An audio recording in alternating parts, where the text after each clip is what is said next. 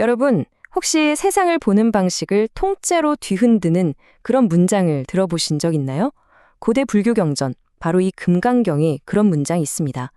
처음 들으면 이게 무슨 말장난인가 싶죠. 그런데 그 안에 어마어마한 지혜가 숨어 있다고 해요. 바로 A는 A가 아니다라는 이 아주 역설적인 논리인데요. 오늘 저랑 같이 이 비밀 한번 파헤쳐 보시죠. 네, 바로 이 문장입니다. 부처가 세계를 설하나 세계가 아니며 이것을 이름하여 세계라 하느니라. 자, 어떠세요? 좀 말이 안 되는 것 같지 않나요? 아니, 어떻게 세계가 세계가 아닐 수가 있죠? 이 엄청난 수수께끼, 이게 바로 오늘 우리가 풀어볼 문제의 시작점입니다. 정말 우리의 상식의 정면으로 도전하는 그런 질문이죠.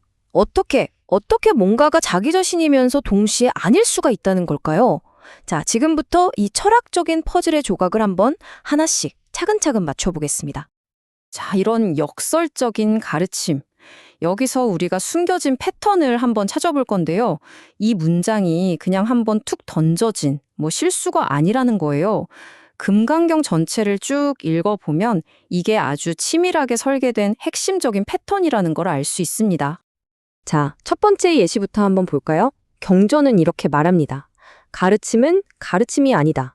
여기서 바냐바라밀이라는 게 부처님의 핵심 가르침, 그러니까 완전한 지혜를 뜻하거든요. 근데 경전에서는 이 가르침마저도 이거 완전한 지혜 아니야? 그래서 완전한 지혜라고 부르는 거야. 라고 말해요. 어때요? 슬슬 패턴이 보이기 시작하죠? 이 패턴은 여기서 끝나지 않습니다. 계속돼요. 티끌은 티끌이 아니고, 그러니까 세상을 이루는 가장 작은 단위인 티끌조차도 그게 티끌이 아니기 때문에 티끌이라고 부른다고 하는 거죠. 심지어는요, 부처의 위대함을 나타내는 32가지 신체적 특징 있죠? 그것마저도 예외가 아닙니다. 부처의 신체적 특징도 그의 특징이 아니다 라고 말해요. 이 특징들이 바로 부처의 본질 그 자체는 아니라는 거죠. 자, 이제 공식이 명확해졌죠? A는 A가 아니다. 이렇게 계속 반복되는 이 논리 구조를 일본의 학자 수즈키 다이세츠가 직비사상이라는 이름을 붙였습니다. 아주 간단해요. A는 A가 아니다. 그러므로 A라고 이름한다. 이 3단계 구조. 이게 바로 금강경 전체를 꿰뚫는 핵심 열쇠라고 할 수 있습니다. 자, 이제 이름 너머의 실체를 볼 시간입니다. 왜 A는 A가 아니다가 진실의 열쇠일까요? 우리가 패턴은 이제 찾았잖아요. 근데 진짜 중요한 질문은 이거죠. 도대체 왜 이런 말을 계속 반복하는 걸까요? 그 이름 너머에 숨겨진 진짜 의미, 지금부터 찾아보겠습니다.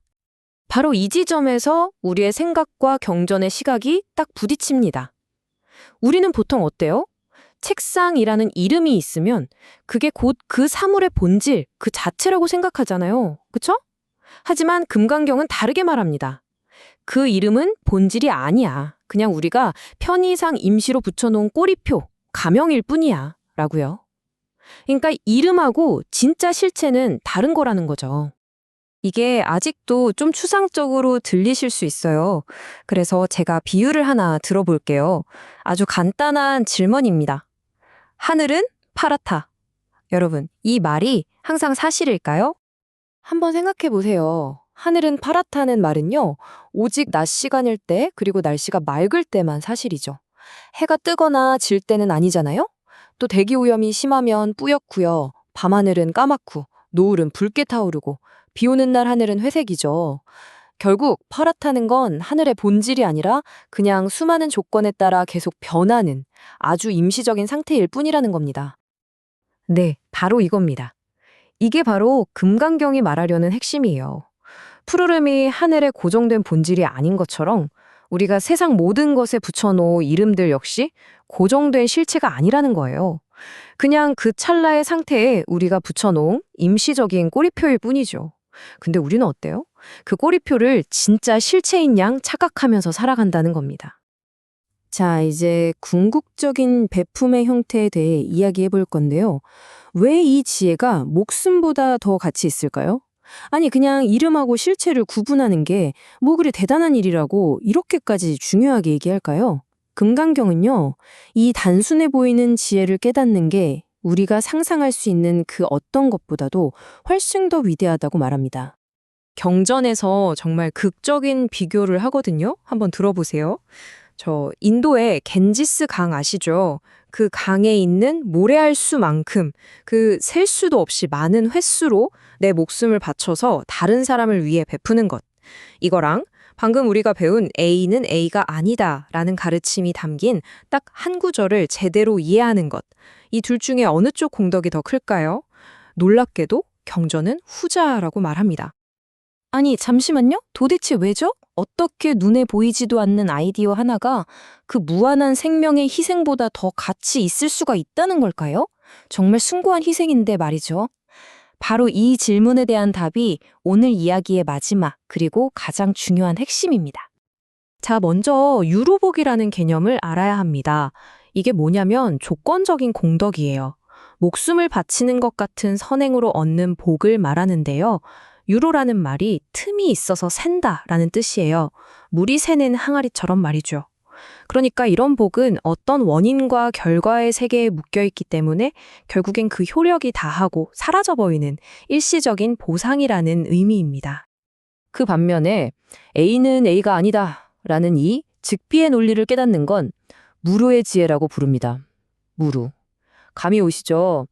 틈이 없어서 새지 않는다는 뜻입니다. 이건 일시적인 보상이 아니에요. 조건을 뛰어넘는 깨달음 그 자체죠. 우리를 이름이나 고정관념이라는 감옥에서 영원히 완전히 해방시켜주는 그런 마스터키 같은 겁니다. 그러니까 핵심은 바로 이거예요. 이 가르침은 어떤 물리적인 희생으로도 절대로 살 수 없는 자유를 준다는 겁니다. 수많은 생명을 바치는 희생은 말하자면 세상 안에서 더 좋은 보상을 얻으려는 행위예요. 하지만 이 지혜는 우리를 그 세상 자체에 대한 집착에서부터 아예 풀어주는 거죠. 비유하자면 하나는 더 좋은 감옥으로 옮겨가는 거고 다른 하나는 그냥 감옥문을 열고 나가버리는 겁니다. 차원이 다른 이야기죠. 바로 자유의 문제입니다. 자, 금강경의 지혜가 이제 우리 각자에게 질문을 던집니다. 여러분이 매일같이 사용하는 이름이나 개념 중에 내가 생각하는 것만큼 그렇게 단단하고 견고하지 않을 수 있는 건 과연 뭘까요? 예를 들어 우리가 당연하게 여기는 나라는 존재, 성공이라는 개념, 행복이라는 상태. 혹시 이런 것들도 언젠가 색이 바래는 하늘처럼 고정된 실체가 아니라 그냥 잠시 붙여놓은 꼬리표는 아닐까요? 이 질문을 여러분께 남겨드리면서 오늘 설명은 여기서 마치겠습니다.